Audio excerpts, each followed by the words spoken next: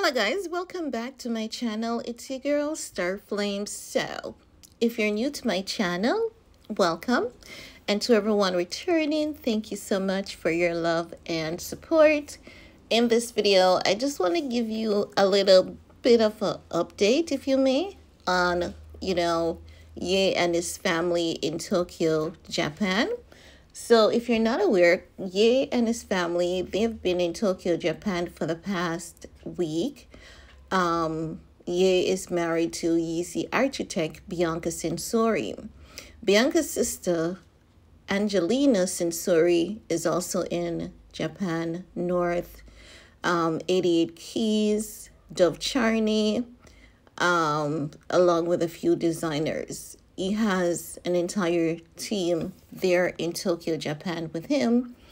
They hosted a Yeezy party. So it was a Yeezy party, like a warmly welcome to Yeezy. So from that, we gather the sense that he's going to have, some business, like a Yeezy store or warehouse in Tokyo, Japan. Now, this morning, Miss Angelina Censori shared on her Instagram some photos.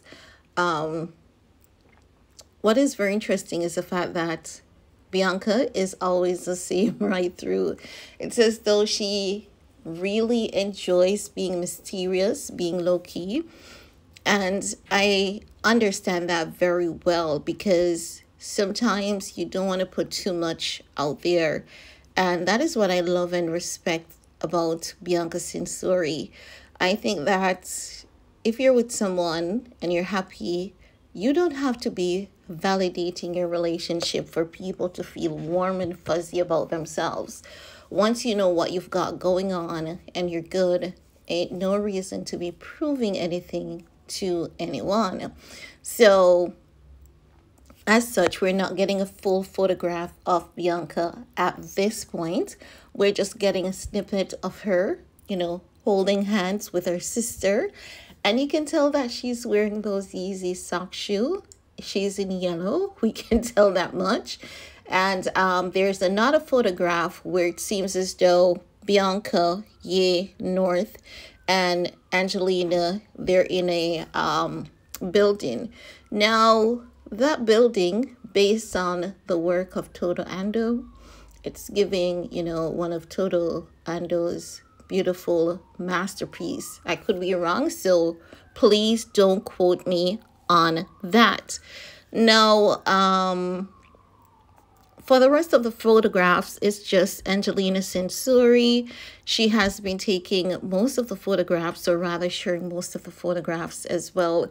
So I believe that she is also a significant part of Yeezy's at this point. I don't know if she comes on the publishing, PR, or what the sense is, but I'm figuring, or I'm guessing it's one of the two. If it's not publishing, then she has something to do with PR for Yeezy. And I believe that as time passes, we may learn more about that. Could be that she's just, there. But at this point, everyone who I've seen on the team is important to Yeezy. Even 88 Keys. 88 Keys have been serving as your close friend, security when he needs it. Everyone else is a designer or a model. Everyone has a skill set. So as it relates to Angelina Censori, I believe that she's definitely there for a reason, not just to have a good time. But again, as time passes, we will learn more about that and learn more about the direction or the next step for Yeezy.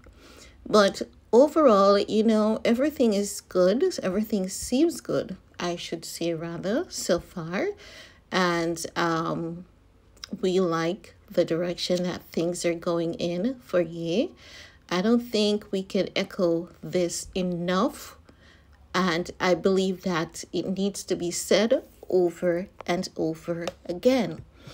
It's not because we believe that this man is God, but it's because this man is a walking, talking, living, breathing testimony. Every time I talk about ye, I can remember like scriptures from the Bible just speaking, to me. One in particular that says, "Ye the abjects gather themselves together against me, and I knew it not. They ceased not to tear my flesh, but they will all stumble and fall."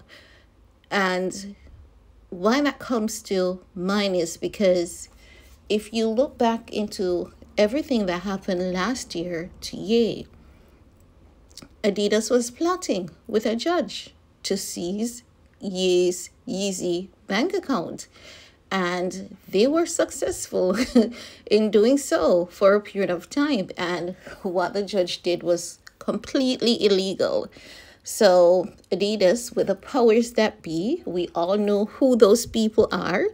They seized Ye's Yeezy bank account and they sealed the file, which means that an ex-judge could not pick up on the case. It was like a top secret. Let's try and see how best we can take this money from him. Ye should have been given the opportunity to provide evidence. He should have been notified, and he should be given the opportunity to provide evidence that the money belongs to him. And Adidas should have some type of evidence that the money belonged to them. Adidas had zero evidence that the money belonged to them. Ye had a ton of evidence that the money belonged to him. So we spoke about that last year, because when last week, when Ye was telling us that Adidas froze his account, many of us took it lightly when he said that he could not even use his Apple Pay. Many people, many of us didn't understand the severity of it. And then once the case was blown open and made public, that's when many of us realized that a lot of things he said was factual, and how Adidas was able to illegally, with the assistance of a judge, freeze his Yeezy bank account that was made publicly known. And, the judge that presided over the case, the new judge, made it clear that the actions that they took, it was illegal, shouldn't have happened in the first place without Ye been given the right to, provide evidence that the money belonged to him. And the money shouldn't have been, the bank account shouldn't have been frozen unless Adidas was able to provide some string of evidence that it's their money. So the judge basically allowed you to get back his account, get back his money, told Adidas that you have X time to provide evidence that the money belonged to you. For the second or third time, Adidas still could not provide any evidence that the $75 million that they were going after belonged to them. And Ye won the case. He won his money back. So when Ye was, as some people would say, canceled for what he said, many people were offended. But I believe that as time passes, it's not that I believe that. As time passes, a lot of things began to unfold. A lot of things, became obvious to a lot of people, and a lot of information was exposed to us. And one thing those information have proven is that Ye never told a lie. And since then, many people eyes have opened to the attacks against him and how these people were teaming up against him, just to take away his monies, his creative designs, and they even tried to take his mind as well, but it did not work. So when we see Ye happy, for those who are aware of what he has been through, for those who are knowledgeable of how this entire thing played out for the most part, when we see something good going on for him, that's the reason why we celebrate. That's the reason why we lift him up, because many of us believe that the same thing happened to Michael Jackson and we allowed it, we bought into it. The same thing happened to Prince, we allowed it, we bought into it. So now you will see where the internet is very sensitive about Ye. There's a web of protection around him, because even those who said that he was out of line and he was wrong, later realized that it was all a plot. So when Miss Kimmy Cakes came out and she thought that the internet was still against him and she tried to throw him under the bus, the internet was definitely not having it. And they dragged Kim's ass mercilessly. And she deserved every single ounce of that, because it's time for her and everyone else to move on. Let this man live his life. He's being quiet, peaceful, and he is just minding his own business.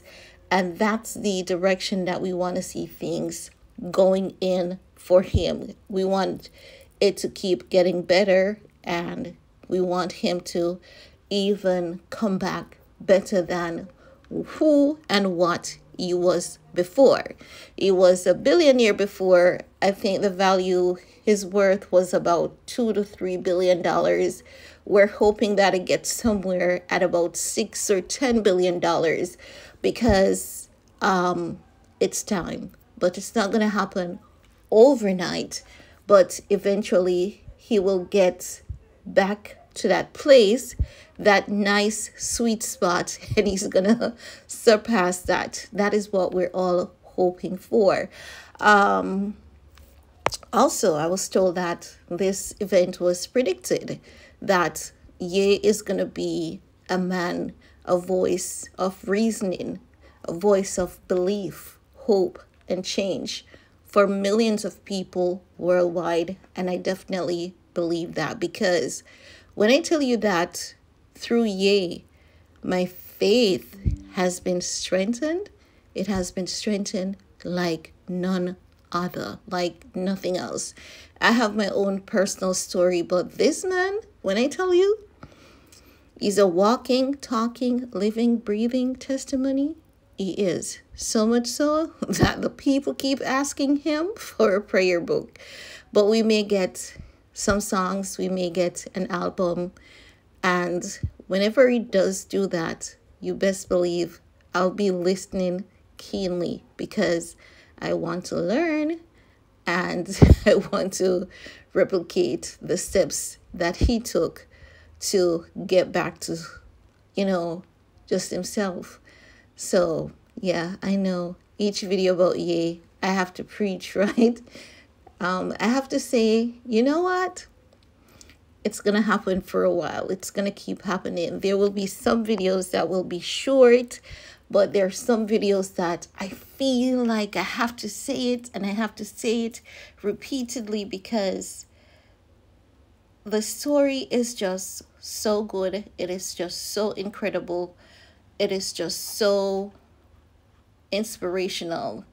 So I keep talking about it because it inspires me, and I hope that it inspires others. And I've realized through the comment section that a lot of people had no idea of some of the things that were happening until they watched my video. So of course, I'm gonna keep talking about it. So that's all I have to share in this video with you guys. See you all next time. Bye.